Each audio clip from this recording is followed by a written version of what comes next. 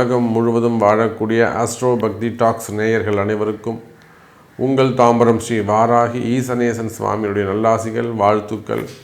ஜெய் வாராகி, ஜெய் ஜெய் வாராகி. சிவாய நம. நமச்சிவாயம். ஜெய் வாராகி.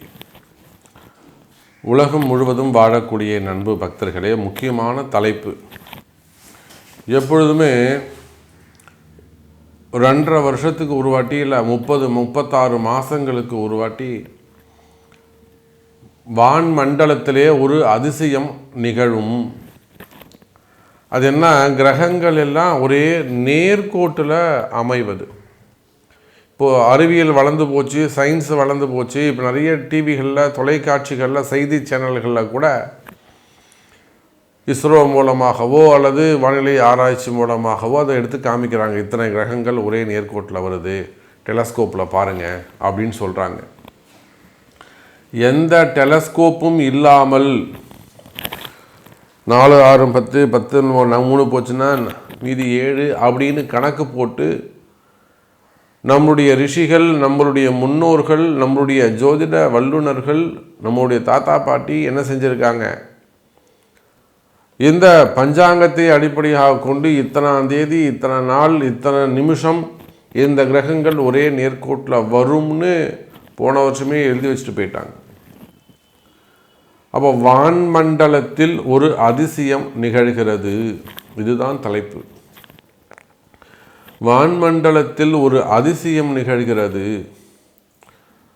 36 மாதங்களுக்கு பிறகு 6 கிரகங்கள் நீர் ராசியில் வைகுண்டத்தை நோக்கிய பயணம். 6 கிரகம் ஒரே ராசியில், மீன ராசியில் சேர்கிறார்கள். 6 கிரகம் மீன ராசியில் சேரும்போது மோட்ச ராசி மண்டலம். மீனராசி என்ன மண்டலங்க? 12வது வீடு, மோட்ச ராசி மண்டலம். பெருமாள் குடியிருக்கக்கூடிய வீடு, குருவுடைய வீடு. வைகுண்ட பெருமாள், ஆதிகேசவ பெருமாள், பள்ளிகொண்ட பெருமாள் நீர் ராசி அது. அப்போ நீரிலே ஆதிசேஷனுடைய மடியிலே அமர்ந்திருக்கக்கூடிய பெருமாள், வைகுண்டநாத பெருமாள் குடியிருக்கக்கூடிய அந்த மீன ராசியில் 6 கிரகங்கள் ஒன்று சேருகின்றன. இதனால் எந்தெந்த கிரகம் ஒன்று சேருது?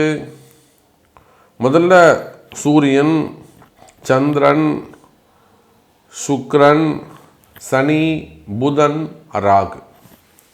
இப்போ 3 பேர் தான் வெளியில் இருக்காங்க. யார்? செவ்வாய், கேது, குரு. இவங்க 3 பேர் தான் வெளியில் இருக்காங்க. மீதி 6 பேர் ஒரே இடத்துல இருக்கிறாங்க 3 நாட்கள். இது எப்போ தெரியுமா நிகழுது? மார்ச் மாதம் 29ஆம் தேதி காலையில் இருந்து மார்ச் 29, மார்ச் 30, மார்ச் 31. மார்ச் 29 முதல் 31 வரை தொடர்ந்து 3 நாட்கள் இந்த அதிசயம் நிகழ்கிறது வான்மண்டலத்தில். அப்போ இந்த 6 கிரக சேர்க்கையால் ஏதேனும் அதிசயங்கள் நிகழ்ந்து விடுமா? அல்லது இந்த 6 கிரக சேர்க்கையால் ஒரு குறிப்பிட்ட ஒரு நிகழ்வு, ஒரு அதிர்ஷ்டம், நிகழ்வு என்பது சொல்ல ஒரு அதிர்ஷ்டம்.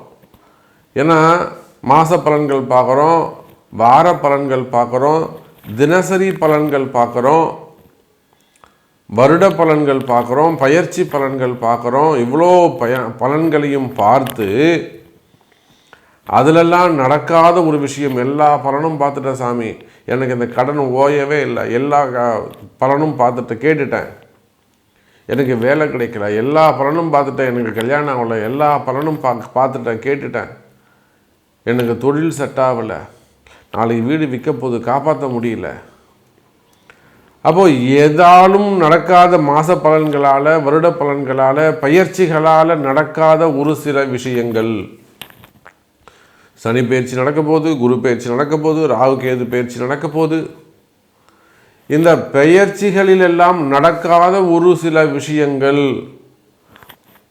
லட்சத்தில் ஒரு 10 பேருக்கு அல்லது 1000ல் ஒரு 100 பேருக்கு லட்சத்தில் 1000 பேருக்கு. நிச்சயமா இந்த 6 கிரக சேர்க்கையினால் குருட்டுத்தனமாகவோ அல்லது ஒரு திடீர் அதிர்ஷ்டம் ஏற்படுவதற்கு வாய்ப்புகள் உண்டு. உலகம் முழுவதும் வாழக்கூடிய என் அன்பு பக்தர்களே, இது ஒரு மிராக்கலுக்கான டைம். இது ஒரு மிராக்கலுக்கான டைம். காலபுருஷனுக்கு 5ஆம் அதிபதி, காலபுருஷனுக்கு 2க்கு 7க்கு உடையவன், காலபுருஷனுக்கு 3க்கும் 6க்கும் உடையவன், காலபுருஷனுக்கு 10 11க்கு உடையவன். அப்போ எத்தனை பாவங்கள் அங்கே சேருது பாருங்க. 2 6 2 7 2 3 5 6 7 10 11.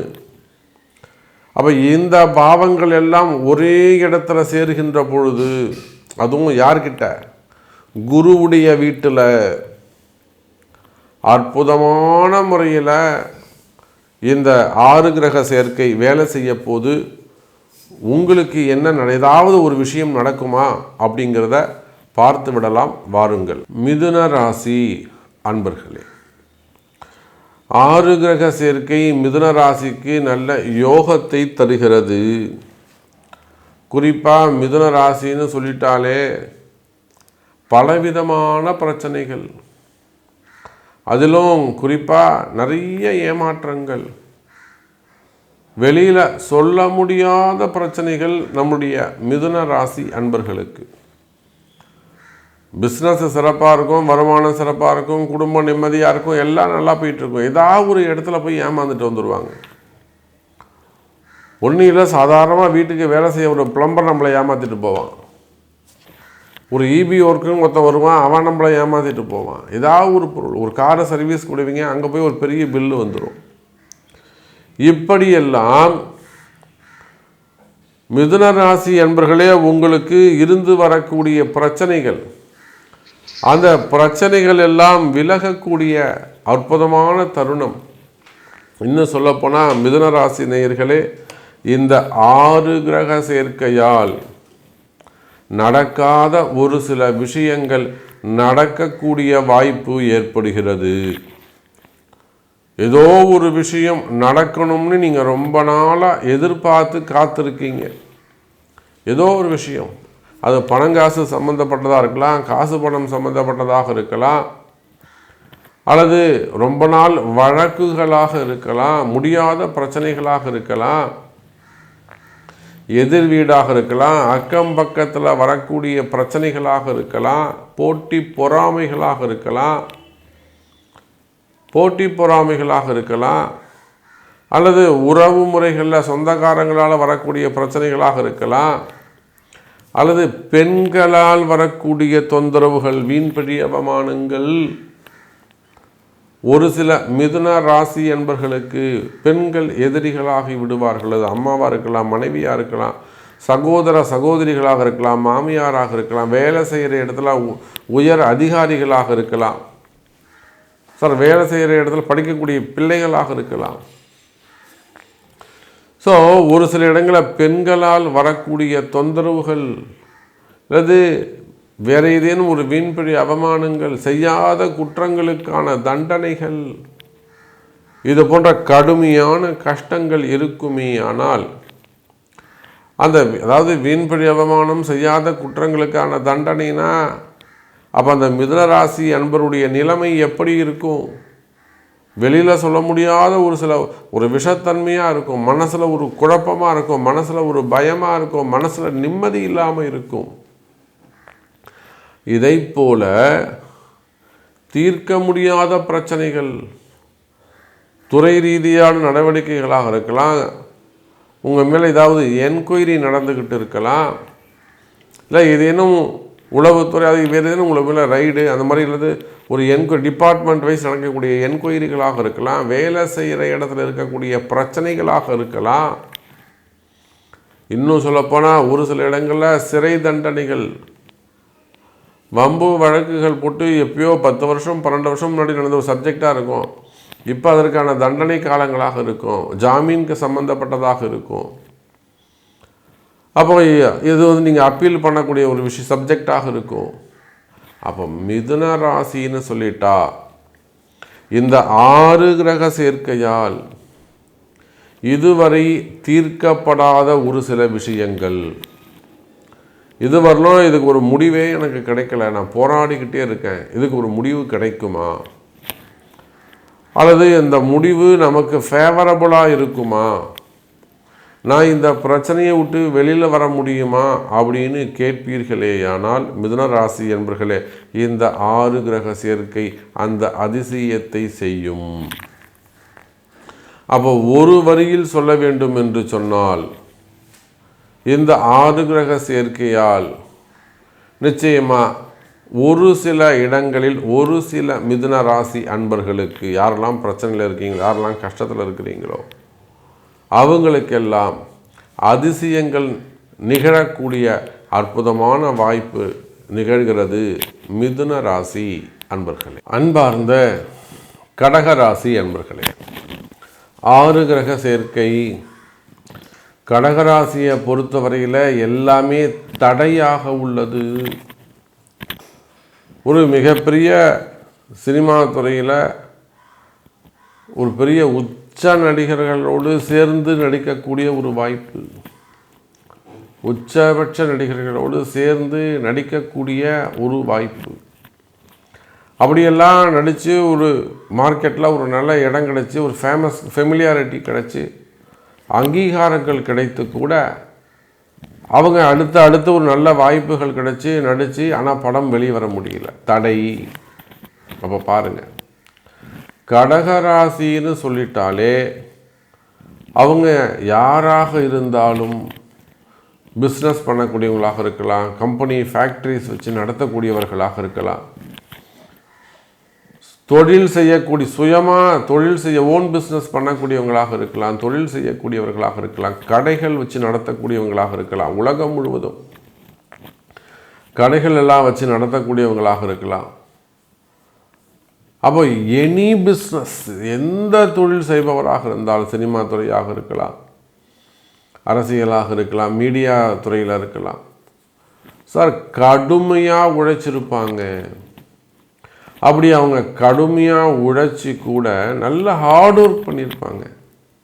அந்த ஹார்ட் ஒர்க்கை செய்து கூட அவங்களால சரியான முறையில் ரீச் ஆக முடியாது, சரியான முறையில் வெற்றி பெற முடிந்திருக்காது. இல்லைன்னா தொடர்ச்சியான வெற்றிகள் அல்லது தொடர்ச்சியான வருமானங்கள், தொழில் அமைப்புகள், இந்த ஒரு வேலை செஞ்சால் அடுத்த வேலை போக முடியாது. அவங்களால ஒரே இடத்துல உட்காந்துப்பாங்க, ஒரே ஆர்டரோடு இப்போ முடக்கம் ஏற்பட்டு இருக்கும். இப்படி கூட சொல்லலாம், ஒரு தொழில் முடக்கம் ஏற்பட்டிருக்கும். 4 இடத்துல போய் தொழில் செய்வாங்க, 4 தொழிலும் அப்படியே கிணத்துல போட்ட கல் மாதிரி ஒரே இடத்துல அசையாமல் நிற்கும். சமீப காலமாக சிங்கப்பூர்லேருந்து ஒரு குடும்பத்தார் ஒரு தொழில் செய்யக்கூடியவங்க நம்ம ஊரில் வந்து பரிகாரம் பண்ணிட்டு போனாங்க. அப்போ பாருங்கள், அப்போ கடகராசி என்று சொல்லிவிட்டாலே அங்கு தொழில் முடக்கம் ஏற்படுகிறது, முடக்கு ஏற்படுகிறது.